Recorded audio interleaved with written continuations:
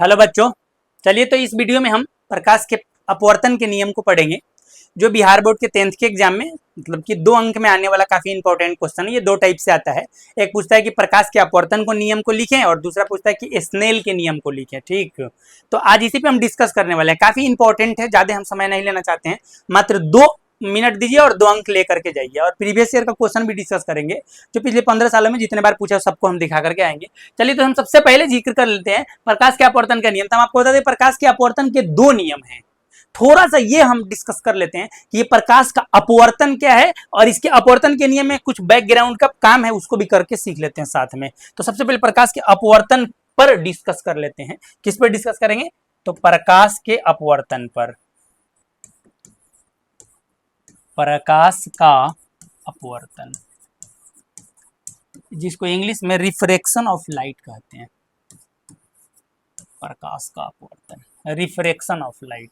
अब ये क्या होता है ना, तो ध्यान से थोड़ा सा समझने का प्रयास करना। इसमें मेन चीज क्या है? इसमें सबसे इंपॉर्टेंट चीज है कि इसमें 2 माध्यम को अलग करने वाली एक सतह होती है। जैसे मान लेते हैं कि ऊपर वाला माध्यम वायु है, ठीक, और नीचे वाला माध्यम मान लेते हैं कि पानी है। और ये मतलब कि पानी का जो सबसे ऊपरी सतह है, ये वायु और पानी को अलग करने वाला सतह होता है, मतलब कि 2 माध्यमों को अलग करने वाली सतह। जब कोई प्रकाश किरण इस सतह पर पड़ती है, मतलब कि जब कोई प्रकाश किरण 2 माध्यमों को अलग करने वाली सतह पर पड़ती है, तो टकराने के बाद जब दूसरे माध्यम में ये प्रवेश करती है ना, तो इसका सबसे इंपॉर्टेंट चीज क्या है ना कि ये सीधे नहीं जा पाती है। तो फिर क्या होता है? तो हम आपको एक चीज बता दें कि यहाँ पे कौन सी घटना होती है। तो यहाँ पर एक घटना होता है।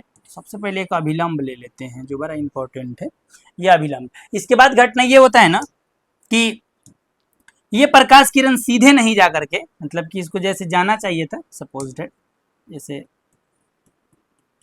सीधे जाना चाहिए था, सीधे नहीं जा करके मतलब कि थोड़ा सा मुड़ करके आती है, दूसरे माध्यम में प्रवेश करती है। तो ये डिपेंड करता है कि मुड़ेगी तो इस साइड मुड़ेगी कि सीधे से उधर मुड़ेगी। ये डिपेंड करता है माध्यम पे कि सघन से विरल, की विरल से सघन में जा रहा है।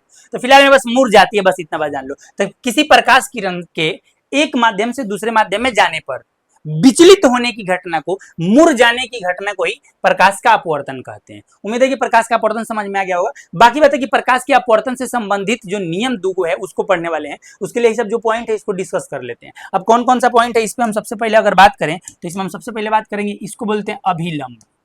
ये अभिलंब क्या है? तो अभिलंब जो है ना, जहां आप ये इसको बोलते हैं आपतित किरण। आपतित किरण, और सुन लेना ध्यान से, यह आपतित किरण मतलब कि 2 माध्यमों को अलग करने वाली सतह के जिस बिंदु पर पड़ती है ना, उस बिंदु को आपतन बिंदु कहते हैं। और आपतन बिंदु पर खींचा गया जो लंब होता है इसे अभिलंब कहते हैं। अब क्या है कि इसके बाद जो मतलब यहाँ से प्रवेश करने वाली जो किरण जाती है इसको बोलते हैं अपवर्तित किरण। अपवर्तित किरण। तो ये नियम जो है अपवर्तन का जो नियम है उसमें सबसे पहला नियम यही है कि ये आपतित किरण और अपवर्तित किरण और अभिलंब तीनों एक ही तल में होते हैं, एक ही प्लेन में तीनों स्थित होते हैं। इसे प्रकाश के अपवर्तन का पहला नियम कहते हैं। अच्छा, दूसरा नियम क्या है? तो वो कौन से संबंधित है? आपतित किरण और अभिलंब के बीच यहाँ एक एंगल बन रहा है जिसको हम आई से सूचित करते हैं और इसको आपतन कोण कहते हैं। आपतन कोण कहते हैं। और दूसरा चीज कि ये अभिलंब और अपवर्तित किरण के बीच एक कोण बन रहा है जिसको आर से सूचित करते हैं, लेकिन इसको अपवर्तन कोण कहते हैं। याद रखना, अपवर्तन कोण कहते हैं। तो दूसरा नियम जो है ये आपतन और अपवर्तन कोण से संबंधित है। ये नियम कहता है कि मतलब कि किसी विशेष कलर के लिए और निश्चित माध्यम के लिए आपतन कोण की जगह साइन आई और अपवर्तन कोण की जगह साइन आर का जो मान है वो कांस्टेंट होता है, निश्चित होता है, फिक्स होता है। ठीक, ये दूसरा नियम है। इसे स्नेल के नियम से भी जानते हैं, स्नेल का नियम के नाम से भी जानते हैं, याद रखिएगा। तो उम्मीद है कि दोनों नियम समझ में आया होगा। पहला आपतित किरण, अपवर्तित किरण और आपतन बिंदु पर खींचा गया अभिलंब तीनों एक ही तल में होते हैं। और दूसरा नियम ये आपतन कोण और अपवर्तन कोण जो है इसके साइन आई का जो अनुपात होता है वो एक कांस्टेंट होता है, नियतांक होता है, फिक्स होता है, स्थिर होता है। चलिए अब इसको जरा इस तरह से देख लेते हैं। हमारे पास वो इस वे में भी दिया हुआ है, आप देख लो, समझ में आएगा, पूरा पूरा समझ में आएगा। प्रकाश के अपवर्तन के कितने नियम होते हैं? तो 2 नियम होते हैं। पहला कौन था? आपतित किरण, अपवर्तित किरण और आपतन बिंदु पर खींचा गया अभिलंब, तीनों एक ही तल में होते हैं, पहला नियम है। दूसरा नियम कहता है कि प्रकाश के किसी विशेष वर्ण के लिए, बोले नहीं किसी मैंने एक विशेष कलर के लिए ही, मतलब आपतन कोण की जो जया है जिसे साइन आई कहते हैं, और अपवर्तन कोण की जो जया है जिसे साइन आर कहते हैं, इसका अनुपात जो होता है वो कांस्टेंट होता है, नियतांक होता है। इसे मतलब हम शॉर्टकट में इस तरह भी लिख सकते हैं, साइन आई बटा साइन आर बराबर एन। एन क्या है? तो नियतांक है, मतलब कि नियतांक होता है। बस हो गया। अच्छा, इसके यहाँ पे दिखाया गया है डायग्राम, आप देख लो।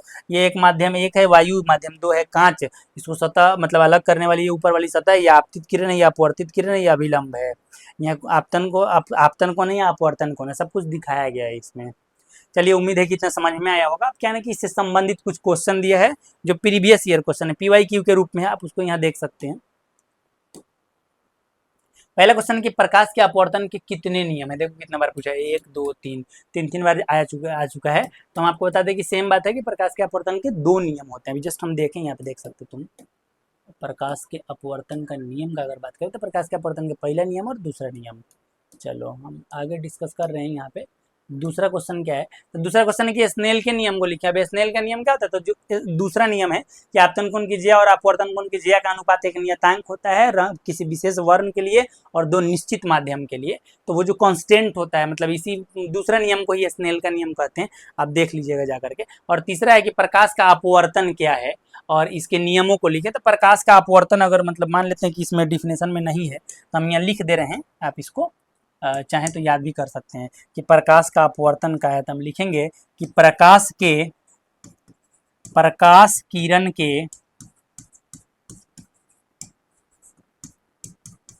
एक माध्यम से दूसरे माध्यम में जाने पर, प्रकाश किरण के एक, अच्छा माध्यम में भी पारदर्शी शब्द यूज करना बड़ा जरूरी है। एक पारदर्शी